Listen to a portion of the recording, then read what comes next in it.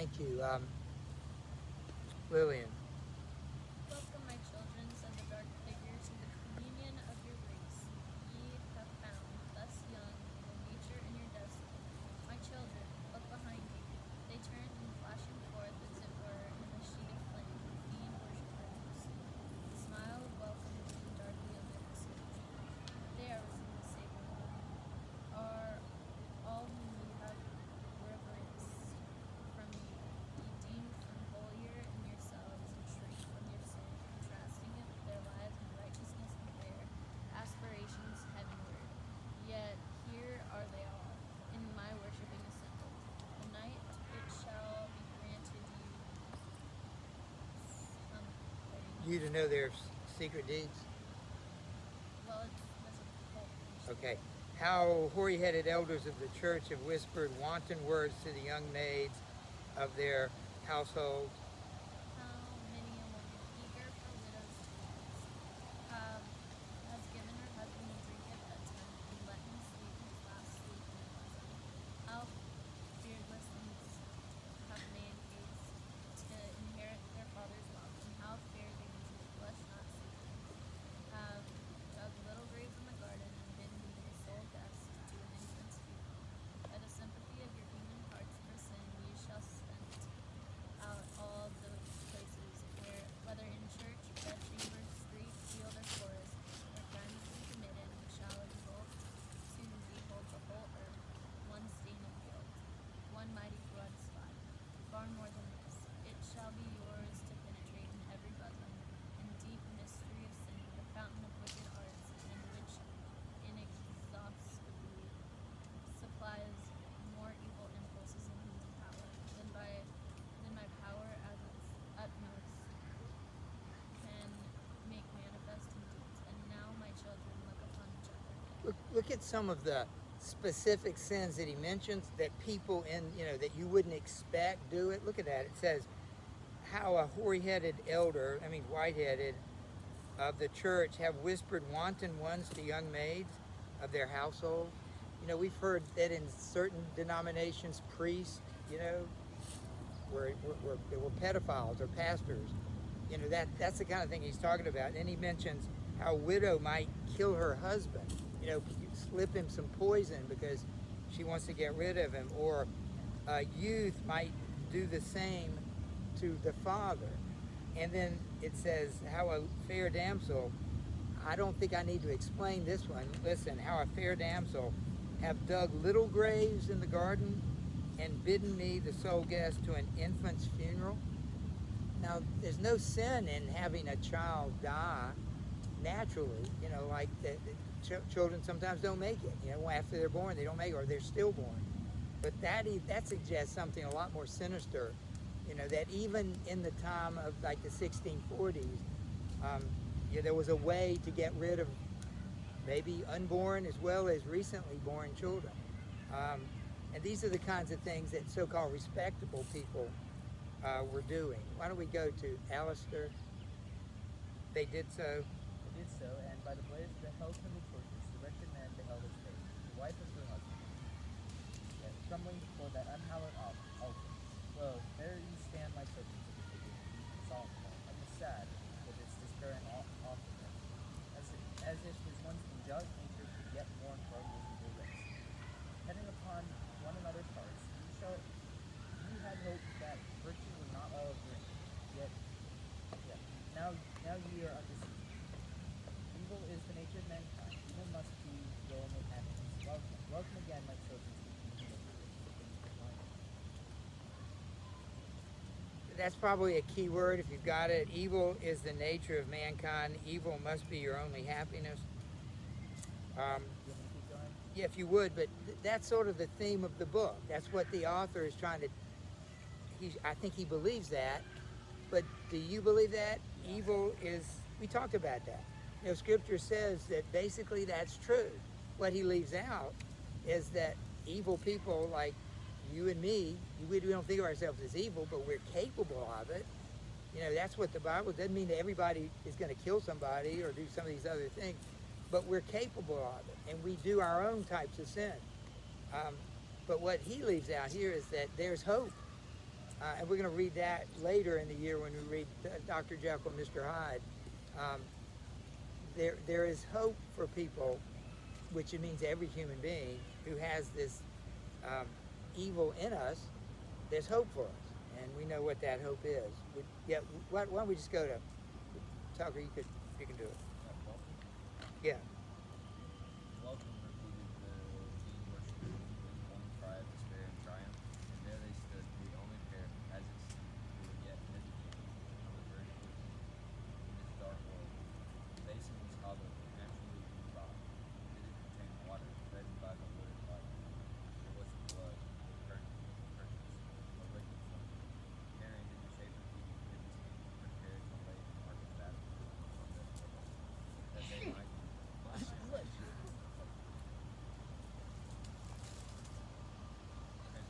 partakers of promiscuous, no conscience and no secret guilt of others, but in deed and thought, that then they took down to be of them. The husband cast one look at his pale wife, and they asked, what holy refuge should the next group show to each other, shuddering alike at what they did displeasure in what they saw. Fate, fate, cried the husband, look up to heaven, and resist the wicked. Whether fate obeyed he knew not. Partly had he spoken, when he found himself in a calm, nighttime solitude, listening to a little open whose guides had been related to the place. He staggered against the rock, and felt the chilling wind, while a hanging twig that had been all on fire sprinkled his cheeks with golden dew. The next morning, young Goodman Brown came slowly into the street of Salem. The village stared around him like a bewildered man. The good old minister was talking, taking a walk along the great road, getting appetite for breakfast, and meditating the secrets of the sermon, bestowed a blessing as he passed on Goodman Brown. He shrank from the venerable saint, as if to avoid anathema. Old Goodman was at domestic pleasure, and the holy words of the prayer were heard through the open window. What God doth was praised, was Goodman Brown. Goody quotes that excellent old Christian. The whole bunch there. I'll finish it. Stood in the early sunshine at her own lattice, catechizing a little girl who had brought her a pint of morning milk.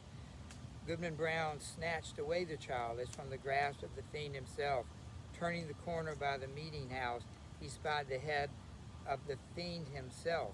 Turning the corner of the meeting house, he spied the head of Faith with the pink ribbons, gazing anxiously forth and bursting to such joy at sight of him that she skipped along the street and almost kissed her husband before the whole village. But Goodman Brown looked sternly and sadly into her face and passed on without greeting. And which of you guys has it in front of you? Could you read it? Just finish it. Walker. Had Goodman Brown fallen asleep in the forest? I can't hear you. Had Goodman Brown only dreamed a wild dream of a witch meeting? But it's so, if you will, but also it was a dream of evil omen for young Goodman Brown. A stern, a sad, a darkly meditative, a distrustful, if not a desperate man did he become. From the night of that fearful dream, one of the Sabbath day, when the congregation were singing a holy psalm, he could not listen because the anthem of sin rushed loudly upon his ears, and drowned out all the blessed strain.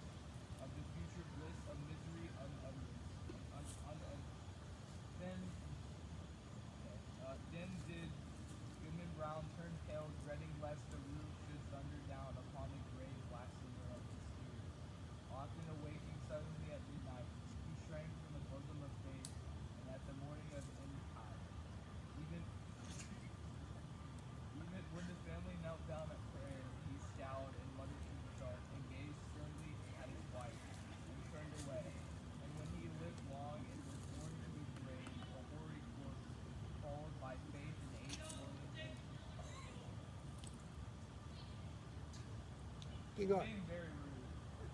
And children and grandchildren, a goodly possession besides neighbors not a few.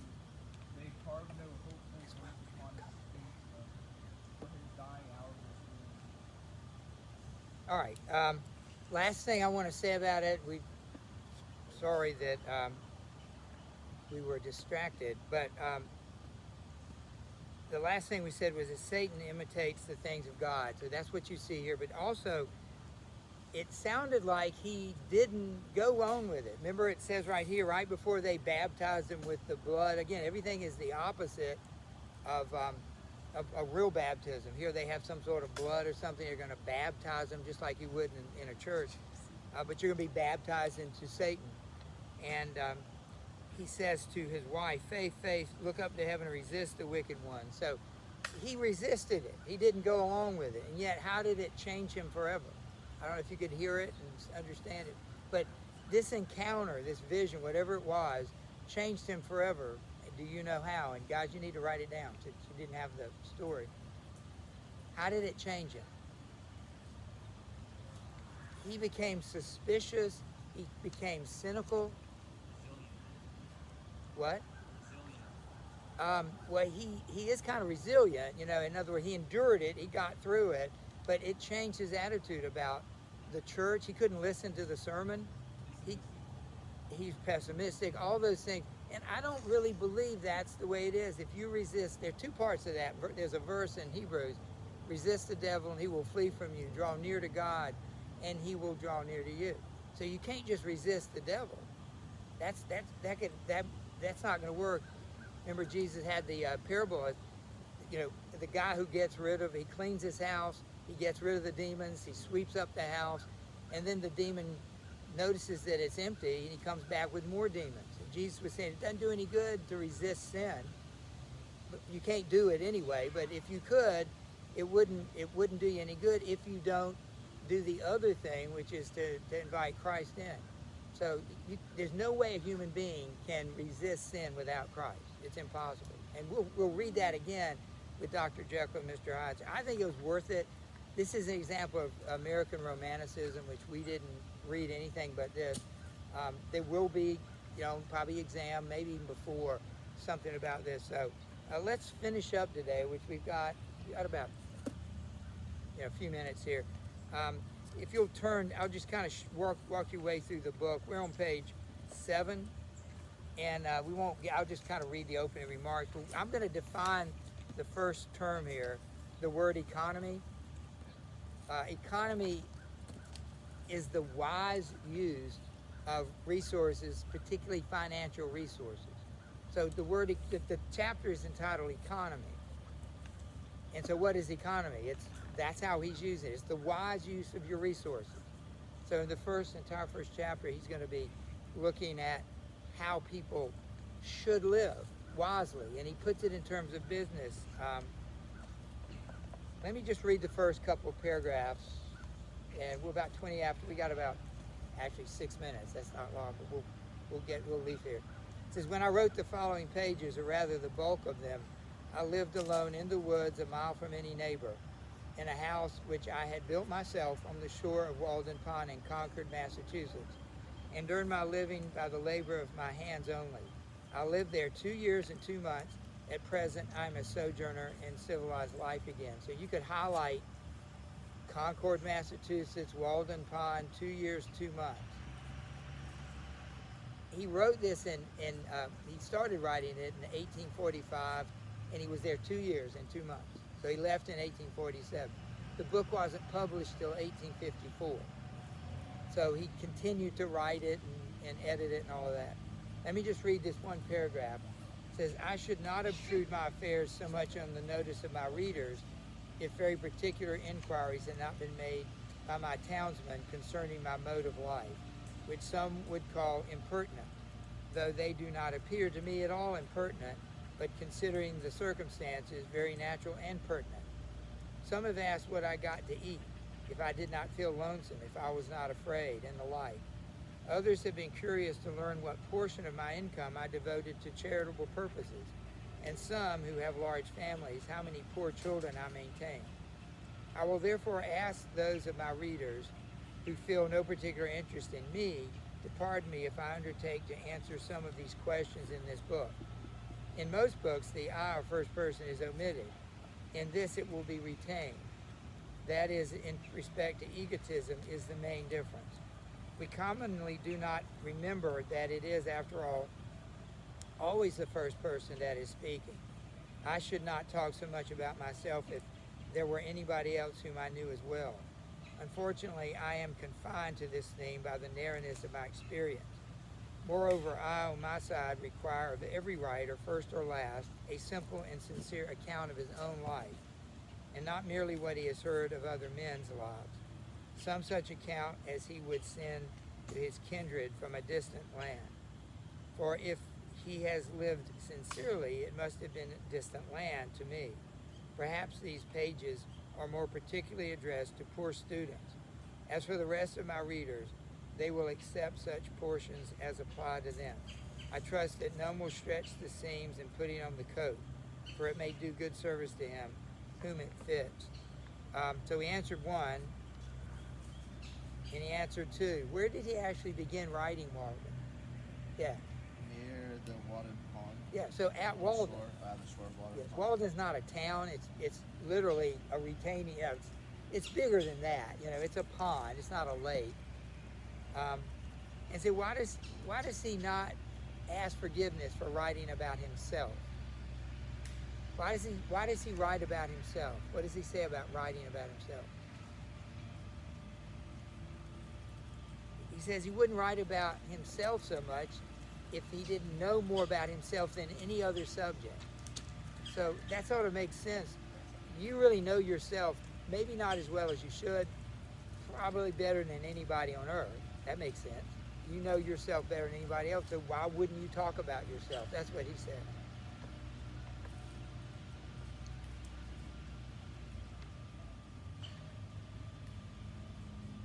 Let me just, before we read anymore, we may not have time. I would like to do this again, and this time with a book. But I want us to write journals. We haven't done that all year. Thoreau was a journal writer. You know journals. You just simply write what's on your mind and that sort of thing. So just be prepared to do that. I sometimes use the little composition books, but that would be great. We probably wouldn't fill it up by wouldn't even close. But I'd like to write 10 or 12 journals as we read through the book. So what? We're going to write them in class, but you have access to that. Yeah, like a notebook or something. Yeah, just a notebook. And so tomorrow we'll be doing Frankenstein. So Monday we'll get back, and we probably won't come out here. We definitely not come out every day, but definitely once a week. And I think morning's better than afternoons because it's cooler. So I just wanted to mention that. Let me go ahead and look at number 4. I want to define penance. Yeah. All right. Yeah. That's the only thing about being outside. I'm not in the sun, but y'all are. That's not comfortable. Penance is punishment for doing wrong. It's a paying back for doing wrong. Like in the Roman Catholic Church, you would, if you did something, you could ask forgiveness, but that's not enough. You have to actually work it off. And so a priest might give somebody a certain thing to do in order to kind of work off that sin. Yeah, it is. It's really sort of like punishment, except its purpose is to discipline rather than to punish.